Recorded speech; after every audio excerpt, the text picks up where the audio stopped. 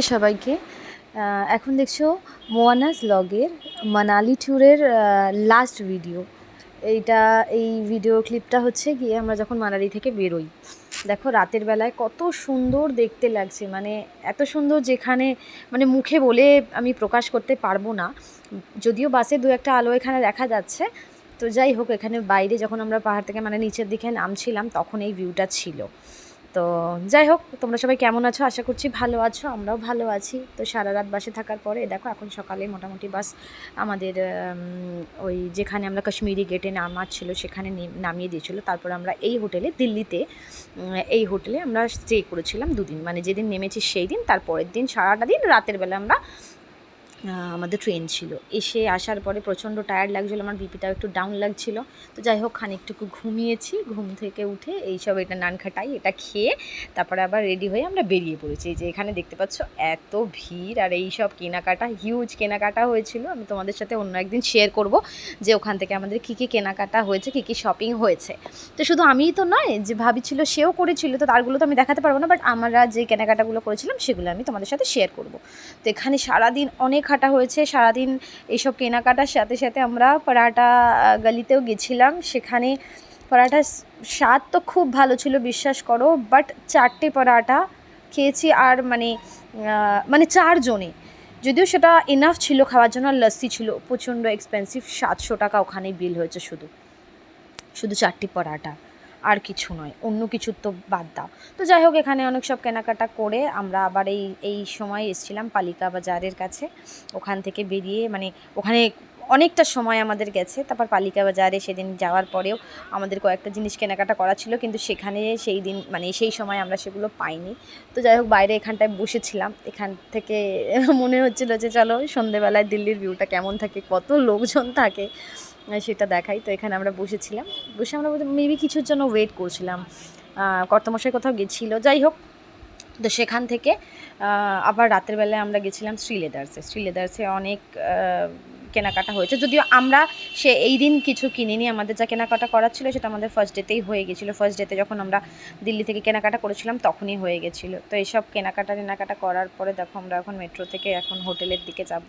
তো রাতের বেলায় আমরা এক জায়গা থেকে খেয়েছিলাম পনির চাপ আর তোমার ওই আরে কি বলে একদম পাতলা পাতলা রুটিগুলোর কিনা আমি ভুলে গেছি। তো যাই হোক ওটা খেয়ে দিয়ে আমি ঘুমিয়ে পড়েছিলাম। এটা তারপর দিন সকালবেলায় আমার কর্তামশাই তখন উঠে পড়েছিল, আমার উঠতে একটু লেট হয়ে গেছিলো। তো আমি বললাম চলো একটা ক্লিপ নেওয়া যায়। তো যাই হোক ওই সব উঠে ব্রাশ করে ফ্রেশ হয়ে নিয়ে আমরা আবার রেডি হয়ে গেছিলাম। আবার আজকে সারাদিনের যুদ্ধ, আর দিল্লিতে প্রচণ্ড রোদ, প্রচণ্ড গরম ছিল। তো আমরা রেডি হয়ে দেখো মেট্রো স্টেশনে চলে এসেছি। আজকে আমাদের ডেস্টিনেশন ছিল কুতুব মিনার আর তোমার অক্ষরধাম। তো বাপরে কুতুব মিনারে যা রোদ পেয়েছি আমরা, মানে আমাদের শুকিয়ে যাওয়ার মতন। ওখানে যদিও অনলাইন টিকিট যদি পাওয়াই যাওয়ার থাকে তাহলে কেন আগে ওটাকে দেবে, তো অনলাইন টিকিট করতে পারবে সেটার জন্য এক গাদা ভিড় জমিয়ে তারপরে মুখের গোড়ায় টিকিট কাউন্টারের মুখের গোড়ায় বলেছে অনলাইনের হবে। অতক্ষণ লাইনে দাঁড়ানোর পরে তারপর আবার গিয়ে অনলাইনে টিকিট বুকিং করেছে। তো যাই হোক ওখান থেকে আমরা সেই একবার এদিক একবার ওদিক, মানে আমরা মনে হয় এই 2 দিন 4 দিনে মনে হয় মানে 50 বার মেট্রো স্টেশন এদিক থেকে ওদিক, ওদিক থেকে ওদিক। যদিও এখানে এটাই হচ্ছে মেন যাতায়াতের ব্যবস্থা। আর সত্যি কথা বলতে অতটা কষ্ট নয়, ট্রেন হলে অনেকটা অসুবিধাই হতো, তো মেট্রোতে কোনো সমস্যা হয়নি। তো ওখান থেকে এবার আমরা দেখো ওই মেট্রো স্টেশন থেকে আমরা এসেছি কুতুব মিনারে। এখানে একদম রোদেতে মনে হচ্ছে যেন পুড়ে যাচ্ছি, মুখ চোখের হালত প্রচণ্ড বিভৎস খারাপ, কিন্তু যাই হোক ভালোই লেগেছে, খুব একটা মন্দ লাগেনি। কিন্তু কুতুব মিনার দেখে যখন আমরা অক্ষরধাম ঢুকেছি তখন মনে ছিল আমি কি এই ভাঙা ধ্বংসাবশেষ দেখতে গেছিলাম। সিরিয়াসলি মানে এটা যদিও আমি মানে আমার কথা বলছি, অনেকের পছন্দ হতেই পারে, সেখানে আমি কোনো রকমের মতবিরোধ করতে চাই না, এটা আমি পুরোপুরি আমার চিন্তা ভাবনা। তো এখানে আমরা খানিক ফটো তুললাম। এটাই একটু বিকেলবেলার দিকে হলে মনে হয় আমরা একটু ভালোভাবে এনজয় করতে পারতাম বা ভালো ফটো তোলা যেতে পারতো, সময় পেতাম। এখানে এতটাই রোদ মনে হচ্ছে যেন আমরা শুকিয়ে যাচ্ছি, এত কঠিন অবস্থা। কিন্তু এখানে জানো তো আরও একটা জিনিস যেটা ভালো হয়েছে, ছোটো ছোটো কাঠবিড়ালি যেগুলো হয় না, সেগুলো আমার হাত থেকে খাবার খেয়েছিল, যদিও সেই ক্লিপটা আমি নিতে পারিনি। তো যাই হোক সবাই চেষ্টা করছিল তো যাও আবার খাবারের মধ্যে কী দিয়েছিলাম, চানাচুর, যদি বাদাম থাকতো তাহলে মনে হয় একটু বেশি সময় ধরে খেতো, তাহলে আমি নিতে পারতাম। দেখো এটা আমি ক্লোজ ভিউ নেওয়ার চেষ্টা করেছি কুতুব মিনারের এখান থেকে যদিও একটু বেশ ভালোই লাগছিলো, খুব একটা মন্দ লাগেনি, মন্দ লাগার তো বিষয় নয়, কিন্তু তাও যখন আমি অক্ষরধাম দেখেছি তখন যেন এটার মনে হচ্ছিলো যে মানে সেই মানে কোনো কিছু এটার কোনো ভ্যালুই নেই আমার কাছে মনে হয়েছে। তো যাই হোক, এখানে ঘুরে টুরে অনেক ছবি তুলে এদিক ওদিক থেকে দেখো এবার আমরা কুতুব মিনার থেকে বেরোনোর রাস্তায় রয়েছি। এই যে এখান থেকে তখন একটা ফ্লাইট যাচ্ছিলো, সেটাকেও আমি ক্যাপচার করবার চেষ্টা করেছি। এখান থেকে দুটো ফটোও তুলেছিলাম, এখান থেকে ভিউটা খুব ভালো লাগছিলো। আর এখানে এটা কার বেশ বলছিল সমাধি, মানে যাই হোক সমাধি তো নয়, কবর। তো এই সবগুলো দেখে টেখে মানে যত তাড়াতাড়ি পেরেছি, মানে ছোঁয়া, মানে জাস্ট বুড়ি ছোঁয়া করার মতন করে ওগুলো করে আমরা তাড়াতাড়ি করে ওখান থেকে বেরোচ্ছিলাম। আর ভাবি আর ভাইয়া যারা ছিল তারা খুব ভালো, তারা অনেক ছবিও তুলেছে, আমাদেরকেও ছবি তুলে দিয়েছে। তো এখানে আমি বলছিলাম, বাট এখান থেকে এত আশেপাশের লোকজনের কথাবার্তা ছিল না, সেই জন্য আমি ইয়ে করে দিয়েছি, এটাকে মিউট করে আমি সাউন্ড ওভার দিয়ে দিচ্ছি। আর পাশে এটা বলছিলাম আমি, এখানেও আর একটা কুতুব মিনার না অন্য একটা কোনো মিনার তৈরি করবার জন্য মানে ট্রাই চলছিল, ওই দেখো অর্ধেক হয়ে রয়েছে। তো যাই হোক ওটা ইনকমপ্লিটই থেকে গেছে। তো ওখান থেকে বেরিয়ে এবার আমরা অক্ষরধামের উদ্দেশ্যে আবার মেট্রো স্টেশনে এসে গেছি। অক্ষরধামে যদিও ফোন নিয়ে যেতে দেয় না বলে আমি তোমাদের সাথে ওটাকে শেয়ার করতে পারিনি, বাট বাইরে থেকে দেখাবার চেষ্টা করেছি মন্দিরটা। ওই দেখো এটা হচ্ছে পার্কিং লট।